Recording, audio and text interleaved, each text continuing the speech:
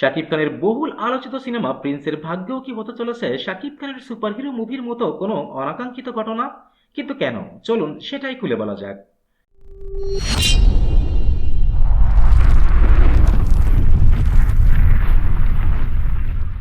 সাল 2018 সঠিক সময়ে শুটিং শেষ করতে পারেনি শাকিব খানের সিনেমা সুপারহিরো। রমজান মাসের মধ্যেও তড়িঘড়ি করে শুটিং করতে হয়েছিল এই সিনেমার। শুটিং শেষ করতে করতে 20 রমজান এবং এরপর পোস্ট প্রোডাকশনের কাজ শুরু হয়। পোস্ট প্রোডাকশনের কাজ শেষ করতে করতে 27 রমজান চলে আসে। কাজ শেষ করে সিনেমাটি জমা দেওয়া হয় সেন্সর বোর্ডে। শাকিব খানের সিনেমা আসলে আবার সেন্সর বোর্ডে ঝামেলা হবে না এটা তো হতেই পারে না। যথারীতি সেন্সর বোর্ডে ঝামেলা এবং সেন্সর হবে কিনা এটা নিয়ে দোটানা।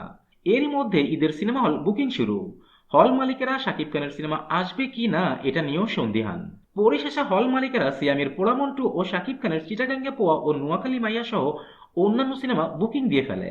সঠিক সময়ে শুটিং শেষ করতে না পারার কারণে হল বুকিংয়ে পিছিয়ে পড়ে শাকিব খানের মানসম্মত ওই ঈদের সিনেমা সুপারহিরো। চিটাগাঙ্গে পোয়া ও নোয়াখালী মাইয়া যেহেতু মানসম্মত সিনেমা ছিল না, এই জন্য সিয়ামের পোড়ামন 2 এর কাছে এই সিনেমাটি মার খেয়ে যায়। আর শাকিব খানের প্রিন্স ছবি দিয়ে এই ইতিহাস আবার পুনরাবৃত্তি হতে যাচ্ছে এই বছর। শাকিব খানের প্রিন্স সিনেমার শুটিং এর যে অবস্থা, তাতে এর শুটিং শেষ করতে করতে 20 থেকে 25 রমজান চলে আসবে। এরপর এডিটিং সহ যাবতীয় কাজকর্ম শেষ করে সেন্সরে জমা পড়বে ছবিটি। এবং সেন্সর বোর্ডের সদস্যরা এখানে যদি একটু ঝামেলা করে, তাহলে এই ঈদ না বলে বছরের সবচেয়ে আলোচিত সিনেমা ধরা খেয়ে যেতে পারে সিনেমা হল বুকিং এর ক্ষেত্রে।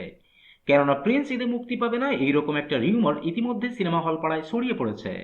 তার উপর আবার পরিচালক এবং প্রোডাকশন হাউসেরও মুখ বন্ধ। এই করতে করতে একবার যদি সিনেমা হল মালিকেরা অন্যান্য সিনেমা বুকিং দিয়ে ফেলে, তখন শত চেষ্টা করেও হাইপ অনুযায়ী প্রিন্সের ব্যবসাটা হয়তোবা একটু কঠিন হয়ে পড়তে পারে। That's it for today. আবারও দেখা হবে নতুন কোনো ভিডিওতে, নতুন কোনো মুভির নতুন কোনো টপিক নিয়ে। Till then tata and bye by.